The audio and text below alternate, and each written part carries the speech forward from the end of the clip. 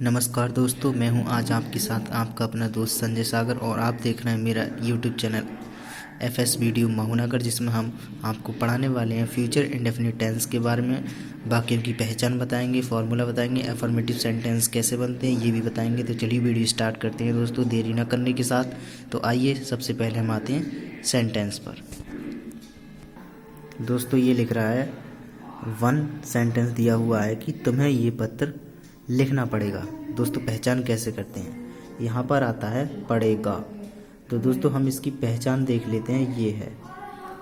ये है दोस्तों, इस काल के वाक्यों के अंत में गा, गी, गे आदि शब्द आते हैं। दोस्तों ये है हमारी पहचान, इसमें लिखा हुआ है। सबसे पीछे अगर गा, गी, गे कुछ भी आता है दोस्तों, तो ये हमारा फ्यूचर इंडेफिनिट टेंस कहलाता है। और इसमें दिया हुआ है दूसरे में कि इस काल के वाक्यों से कार्य के जारी रहने या समाप्त होने के विषय में किसी प्रकार की कोई जानकारी नहीं मिलती है। दोस्तों यहाँ पर ख़त्म हुआ क्या, पहचान। फर्स्ट में और सेकंड में दोनों पहचान थी, ये वाक्यों की पहचान। दोस्तों अब आते हैं सेंटेंस पर। कैसे कि तुम्हें ये पत्र लिखना पड़ेगा। दोस्तों ये हमारा वाक्य पूरा हो गया हिंदी में। अब इसको बना देते हैं दोस्तों। तो कैसे बनाएंगे, तो यू मानी तुम्हें, सब्जेक्ट आ गया हमारा यू, सेल ये आ गई, क्योंकि यानी कि हमारा बहुवचन जो वाक्य होगा उसमें सेल का इस्तेमाल करेंगे और एक वचन है उसमें विल का प्रयोग करेंगे। तो दोस्तों यहाँ पर दिया हुआ है हमारा कि you shall write this letter. Sentence complete है। एक बार और देख लेते हैं कि तुम्हें ये पत्र लिखना पड़ेगा। तो यहाँ पर दिया हुआ है यू मानी तुम्हें, शैल हमारी सहायक क्रिया होगी, राइट मानी लिखना होगा, और दिस यानी कि दिस मानी ये, और लेटर मानी पत्र, यानी कि you shall write this letter, तुम्हें ये पत्र लिखना पड़ेगा। नेक्स्ट आते हैं दोस्तों यहाँ पर कि दिया हुआ है नेक्स्ट ये, वह कल उत्तरकाशी से यहाँ आएगा। वह कल उत्तरकाशी से यहाँ पर आएगा, ये यहाँ आएगा। तो ही मानी वह सब्जेक्ट है हमारा ये, और विल हमारी सहायक क्रिया है पहचाने के लिए, और कम मानी आना होता है, हेयर मानी यहाँ, और फ्रॉम से उत्तरकाशी ये आ गया, और टुमारो कल। तो ये यहाँ पर लिखा हुआ है कि he will come here from Uttarkashi tomorrow, यानी कि वह कल उत्तरकाशी से यहाँ आएगा। दोस्तों सेंटेंस कंप्लीट है। आई होप, मैं आशा करता हूँ कि आपको समझ में आ गया होगा। नेक्स्ट चलते हैं। अब ये दिया हुआ है दोस्तों, तुम ये कार्य करोगे। दोस्तों 4 सेंटेंस देख लेते हैं। ये वाला, तुम यह कार्य करोगे। तो यू मानी तुम, विल मानी सहायक क्रिया होती है, और डू मानी करना होता है, और दिस मानी यह, और वर्क मानी कार्य, यानी कि तुम ये कार्य करोगे। तो you will do this work. दोस्तों सेंटेंस कंप्लीट है। नेक्स्ट दोस्तों एक सेंटेंस इसमें से देख लेते हैं। क्या दिया हुआ है ये, अनिवार्यता, बाध्यता या धमकी की अभिव्यक्ति। जब कोई आदमी धमकी देता है या निवेदन करता है तो क्या हुआ, सेंटेंस देख लेते हैं। 7वां एग्जाम्पल है हमारा कि तुम्हें ये खाना पड़ेगा। तुम्हें ये खाना पड़ेगा। तो यू मानी तुम्हें, शैल हमारी सहायक क्रिया है, और हैव यानी कि पड़ेगा, टू ईट इट यानी ईट मानी खाना, और इट मानी ये, यानी तुम्हें ये खाना पड़ेगा। हैव लगाएंगे इसमें दोस्तों, क्योंकि हमारा अलग सेंटेंस है ये दिया हुआ, और हैव कैसे और किस में लगाते हैं वो हम आगे सेंटेंस पढ़ेंगे। तो दोस्तों हम फिलहाल इसको देख लेते हैं 8वें वाक्य को कि मैं तुम्हें आवश्यक मारूंगा, यानी मैं तुम्हें आवश्यक मारूंगा। तो आई मानी मैं, और विल सहायक क्रिया, हिट मानी मारूंगा, और यू मानी तुम्हें, यानी कि मैं तुम्हें आवश्यक मारूंगा। दोस्तों सेंटेंस हमारा कंप्लीट है, और यदि समझ में नहीं आया तो दोबारा से देख लें, क्योंकि ये अनिवार्यता, बाध्यता या धमकी की अभिव्यक्ति का सेंटेंस है। दोस्तों ज़्यादा कंफ्यूज होने की ज़रूरत नहीं है, ये थोड़े अलग हैं, तो आपको सब समझ में आ जाएंगे। तो एक बार और देख लेते हैं। आई मानी मैं, विल हमारी सहायक क्रिया हो गई, हिट आवश्यक मारूंगा, और किसे मारूंगा, तुम्हें। तो आई विल हिट यू, यानी कि मैं तुम्हें आवश्यक मारूंगा। दोस्तों नेक्स्ट, दोस्तों ये तीनों अनुवाद देख लेते हैं। अनुवाद नंबर फर्स्ट है कि यदि वाक्य से संकल्प, इच्छा, धमकी, वचन, आदेश आदि प्रकट हो तो आई तथा बी के साथ विल तथा अन्य सभी सब्जेक्ट के साथ सेल लगाकर वर्ब की फर्स्ट फॉर्म लगाते हैं। उदाहरण हम 1 और 2 देख सकते हैं। अब आते हैं दूसरे पर। आई तथा वी के साथ सेल तथा अन्य सभी कर्ताओं के साथ विल लगाकर वर्ब की फर्स्ट फॉर्म लगाते हैं। और उदाहरण के लिए हम तीसरा, चौथा, पांचवा, छठा ये सेंटेंस हम देख सकते हैं और समझ सकते हैं, तो इसे बाद में दिखाएंगे। तो दोस्तों हम सबसे पहले तीसरे को देख लेते हैं कि अनिवार्यता, बाध्यता या धमकी को अभिव्यक्ति के लिए आई और वी के साथ विल व अन्य सभी सब्जेक्ट्स कर्ताओं के साथ शेल लिखकर वर्ब की फर्स्ट फॉर्म प्रयोग करते हैं। उदाहरण 7, 8, 9। दोस्तों सेंटेंस दिखा देते हैं हम अपना 7वां। दोस्तों ये वही सेंटेंस हैं जो हमने अभी आपको बता दिए थे। चलिए नेक्स्ट देख लेते हैं।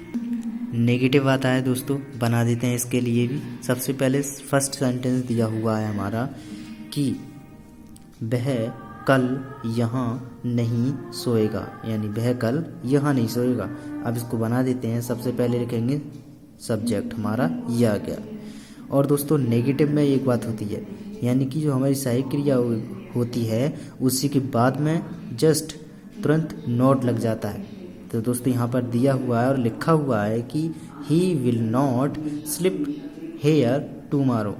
दोस्तों हम एक एक मीनिंग को समझा देते हैं ऊपर कि ही मानी वह, विल नॉट यानी कि विल हमारी सहायक क्रिया होती है, नॉट मानी नहीं, स्लिप मानी सोएगा, हेयर मानी यहाँ और टुमारो कल। तो दोस्तों हमने आपको बता दिया है और एक बार फिर देख लेते हैं कि वह कल यहाँ नहीं सोएगा, यानी वह कल यहाँ नहीं सोएगा। तो he will not sleep there, यानी कि स्लिप हेयर टुमारो। दोस्तों दूसरा सेंटेंस देख लेते हैं कि वे नहर में कभी नहीं नहाएंगे। वे नहर में कभी नहीं नहाएंगे। तो दोस्तों देख लेते हैं कैसे बनाया है और हम इसको समझा देते हैं कि दे मानी वे, विल हमारी सहायक क्रिया हो गई और नेवर मानी कभी नहीं, वॉथ मानी नहाएंगे या नहाना होता है दोस्तों, और इन द कैनल यानी कि नहर में। तो they will never bathe in the canal, यानी वे नहर में कभी नहीं नहाएंगे। दोस्तों नेक्स्ट सेंटेंस देख लेते हैं। तीसरा दिया हुआ है कि मैं आज खाना नहीं खाऊंगा। दोस्तों कितना अच्छा सेंटेंस है कि मैं आज खाना नहीं खाऊंगा। तो आई मानी मैं, शैल नॉट मानी नहीं खाऊंगा, टेक मानी खाऊंगा या लेना, द फूड मानी खाना और टुडे यानी कि आज। तो I shall not take the food today, यानी कि मैं आज खाना नहीं खाऊंगा। नेक्स्ट दोस्तों सेंटेंस नंबर 4 देखिए कि हम तुम्हारी सहायता नहीं करेंगे। तो दोस्तों यहाँ पर दिया हुआ है कि हम तुम्हारी सहायता नहीं करेंगे। तो बी मानी हम, सेल हमारी सहायक क्रिया हो गया और उसके बाद में आता है नॉट मानी नहीं और हेल्प मानी सहायता और यू मानी तुम्हारी। तो दोस्तों यहाँ पर सेंटेंस है कि we shall not help you, यानी हम तुम्हारी सहायता नहीं करेंगे। नेक्स्ट दोस्तों यहाँ पर लिख रहा है अनुवाद के नियम। दोस्तों यहाँ से देखिए अनुवाद नंबर फर्स्ट आता है, यदि प्रश्नवाचक वाक्य के बीच में प्रश्नसूचक शब्द यानी कि क्यों, कब, कैसे, कहाँ, क्या आदि हों तो सर्वप्रथम इनकी अंग्रेजी लिखकर सहायक क्रिया यानी कि विल या शैल का प्रयोग कर्ता के अनुसार करते हैं। उदाहरण के लिए हम 1, 3, 5 और 7 से यानी कि 15 आदि तक देख सकते हैं। तो दोस्तों इस सेकंड है कि क्या शब्द से आरंभ होने वाले प्रश्नवाचक वाक्यों में क्या शब्द का अनुवाद नहीं करते हैं, बल्कि विल या शैल को कर्ता के अनुसार सर्वप्रथम लगाकर कर्ता के बाद मुख्य क्रिया की फर्स्ट फॉर्म लिखते हैं। दोस्तों उदाहरण के तौर पर हम यानी कि चौथा, 5वां, 18वां से 22 आदि तक देख सकते हैं। नेक्स्ट दोस्तों वो थे हमारे इंटरोगेटिव सेंटेंस को बनाने के नियम। अब इंटरोगेटिव सेंटेंस यहाँ पर हैं।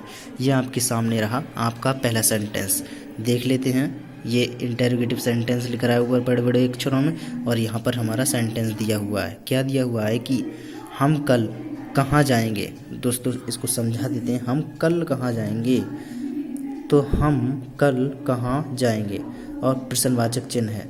अब यहाँ पर वेयर मानी हमारा होता है कहाँ। दोस्तों पहले हमने देखा था कि क्या, कहाँ, कब, कैसे अगर बीच में आता है तो उसकी इंग्लिश सबसे पहले लिखते हैं। अब कहाँ की इंग्लिश वेयर, वेयर मानी कहाँ, और हमारी फिर आती है सहायक क्रिया यानी सेल, फिर आता है हमारा सब्जेक्ट। सब्जेक्ट क्या है, हम यानी कि बी। अब यहाँ पर गो, गो किस की बात हो रही है, जाएंगे, जाने की बात चल रही है। और कब जाने की बात चल रही है, वो कल जाने की बात चल रही है। और कल कौन सा है, टुमारो आया है, तो हमारा आने वाला कल है, और बीता हुआ कल टुमारो होता है। तो दोस्तों यहाँ पर ये फ़र्क ज़रूर जान लें। अब यहाँ पर आता है कि where shall be go to, या टू नहीं है कोई बात नहीं है, टुमारो आ गया और हमारा प्रश्नवाचक चिन्ह आ गया। अब देख लेते हैं नेक्स्ट, ये वाला तीसरा देख लेते हैं कि यह यानी सॉरी वह ये पाठ याद क्यों नहीं करेगी। वह यह पाठ याद क्यों नहीं करेगी। दोस्तों प्रश्नवाचक चिन्ह है, और इसको देख लेते हैं कि यानी कि क्यों की इंग्लिश सबसे पहले लेकर आएंगे, तो भाई माने क्यों। उसके बाद आता है दोस्तों विल, सहायक क्रिया, और लड़की की बात चल रही है तो लड़की के लिए वह के इंग्लिश सी लगाते हैं, और उसके बाद में नॉट है, सब्जेक्ट के बाद नॉट आ जाएगा। दोस्तों यहाँ पर हमने बताया नहीं था लेकिन आपको बता देते हैं कि हमारा यानी कि सबसे पहले क्वेश्चन वर्ड आएगा, उसके बाद में विल या शैल आएगा, उसके बाद में सब्जेक्ट आएगा, उसके बाद में नॉट है तो लगा दीजिए और नहीं है तो छोड़ दीजिए। तो यहाँ पर नॉट दिया हुआ है इसलिए हम नॉट लगा देंगे, और उसके बाद में आएगा लर्न मानी याद करने की यानी कि मीनिंग है, और दिस मानी लेसन के लिए यानी कि दिस मानी यह, और लेसन मानी पाठ। तो दोस्तों यहाँ पर दिया हुआ है कि वह यह पाठ याद क्यों नहीं करेगी, तो भाई will see not learn this lesson, और फिर प्रश्नवाचक चिन्ह। दोस्तों नेक्स्ट आता है ये देख लीजिए दोस्तों नेक्स्ट, तुम घर पर या तुम घर कब जाओगे। दोस्तों ये सेंटेंस है 7वां, तुम घर कब जाओगे, तुम घर कब जाओगे। तो वैन मानी कब, अब विल हमारी सहायक क्रिया है, यू मानी तुम यानी कि सब्जेक्ट हमारा, गो मानी जाने की क्रिया है, और होम मानी अपने घर। तो दोस्तों हम अपने घर की बात करेंगे तो होम लगाएंगे, और दूसरे घर की बात चल रही है तो हाउस लगाएंगे। तो दोस्तों यहाँ पर अपने घर जाने की बात चल रही है लेकिन अपना नहीं दिया हुआ है, कोई बात नहीं है कि तुम घर कब जाओगे, तुम घर कब जाओगे। तो when will you go home, फिर प्रश्नवाचक। नेक्स्ट आता है दोस्तों एक और देख लीजिए दोस्तों 20वां सेंटेंस देख लेते हैं। सबसे पहले दिया हुआ है कि क्या हरी क्रिकेट खेलेगा। दोस्तों सेंटेंस बहुत ही ध्यान से देखना, क्या हरी क्रिकेट खेलेगा। दोस्तों सेंटेंस हमारा दिया हुआ है और इसकी इंग्लिश बना देंगे। कैसे बनाएंगे, मतलब बना हुआ तो है ही दोस्तों, इसको समझा देते हैं हम, और आप खुद कोशिश करिए दोस्तों कि हम किस प्रकार से बना सकते हैं, और इन्होंने किस प्रकार से बनाया है वो हम समझा देते हैं, आपको समझ में आ जाएगा। दोस्तों सबसे पहले दिया हुआ है कि क्या हरी क्रिकेट खेलेगा, प्रश्नवाचक आ गया। दोस्तों यहाँ पर बिल मानी होता है क्या, यानी कि क्या शब्द अगर पहले आता है दोस्तों तो उसकी इंग्लिश हम नहीं बनाएंगे, क्योंकि हम सिर्फ अपनी सहायक क्रिया से बनाना स्टार्ट करेंगे। तो दोस्तों यहाँ पर लिया हुआ क्या हरी क्रिकेट खेलेगा, तो बिल मानी क्या, यानी कि इसकी अगर ये यहाँ पर होता तो वर्ड लगा देते, और ये पहले आ गया है तो इसे सहायक क्रिया से बनाना स्टार्ट करेंगे। तो सहायक क्रिया हमारी विल है, और वो भी किस हिसाब से, क्योंकि हमारा हरी है, एक है, किसी का नाम है, इसलिए बिल आया है। तो दोस्तों हम यहाँ पर लिख देंगे कि बिल हरी, यानी कि बिल सहायक क्रिया है, बनाना स्टार्ट करेंगे। दोस्तों पहले बता दिया था हमने, और सब्जेक्ट हमारा हरी है तो हरी लिख दिया, और प्ले मानी होता है खेलेगा, खेलना, खेलने की जो मीनिंग है वो प्ले है, और क्रिकेट यानी कि क्रिकेट की बात चल रही है खेलने की, तो यहाँ पर क्रिकेट आ गया। दोस्तों यहाँ पर दिया हुआ है कि बिल हरी प्ले क्रिकेट, यानी क्या हरी क्रिकेट खेलेगा। दोस्तों सेंटेंस हमारा कंप्लीट है और आप खुद बना करके देख लीजिए दोस्तों, और इसका फॉर्मूला भी अभी अब हम आपको नीचे लिख देते हैं। दोस्तों ये है हमारा formula, question word plus will या shall plus subject plus not plus verb की first form plus object plus other word. तो दोस्तों ये था हमारा फॉर्मूला। इसके हिसाब से ही हम क्वेश्चन वर्ड जो हमारा इंटरोगेटिव सेंटेंसेस है उसको बनाएंगे, और दोस्तों उसे फॉर्मूला रख कर बनाएंगे दोस्तों, बिल्कुल ठीक बनेगा सेंटेंस। यदि हमने ये इसके हिसाब से नहीं बनाया दोस्तों तो हमारा सेंटेंस गड़बड़ हो सकता है। तो दोस्तों कोई बात नहीं, और आप बनाइएगा और मेहनत कीजिएगा दोस्तों, क्योंकि मेहनत करेंगे तभी तो आगे बढ़ेंगे। दोस्तों अगर वीडियो आपको अच्छी लगी हो तो लाइक कर देना, और दोस्तों गलत लगी हो तो डिसलाइक मार देना, क्योंकि लाइक डिसलाइक सब्सक्राइब और बेल आइकन और दोस्तों ये सारी चीज़ें आप ही की बिल्कुल ठीक निगाहों के सामने होती है। आप बिल्कुल स्वतंत्र हैं करने के लिए। धन्यवाद दोस्तों। और दोस्तों कमेंट बॉक्स भी खाली है आपको अपनी दिल की बात शेयर करने के लिए। आप मुझसे अपनी बात दिल की शेयर कर सकते हैं। रुख जिंदगी ने मोड़ लिया कैसा,